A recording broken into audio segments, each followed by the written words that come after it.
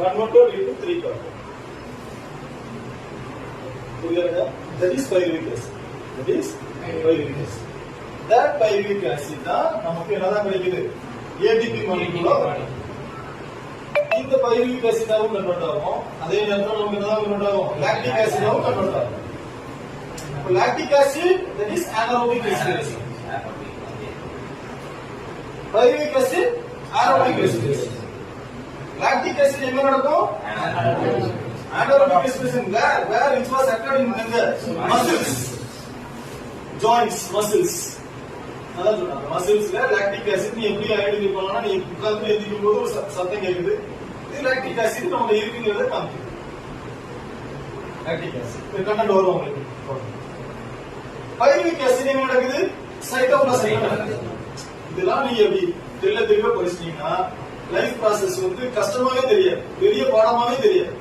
அதுக்கப்புறம் நான் கொடுத்த நோட்ஸ் அப்படி ஒரு கிளான்ஸ் பார்த்தாலே போதும், அப்படி தூக்கி படிச்சுட்டு தூக்கி வீசிட்டு போயிடும். So, திருப்பி என்ன பாருங்க, glucose C6H12O6. C6 converted into 3 molecules. 6 molecules into 3 molecules.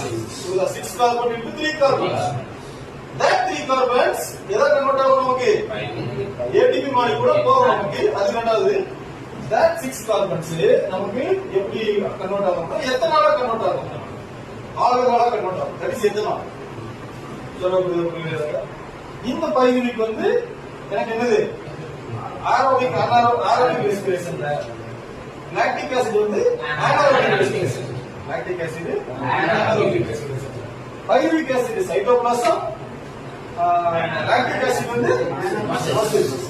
Understand the concept? புரியுதா? So glucose is a 6 carbon compound which splits into 2 molecules of pyruvic acid. Each pyruvic acid molecule contains 3 carbon atoms. In the next step, energy is released from the pyruvic acid. Along with energy. Okay, that's clear. Glucose, pyruvic acid, ATP. ATP is adenosine.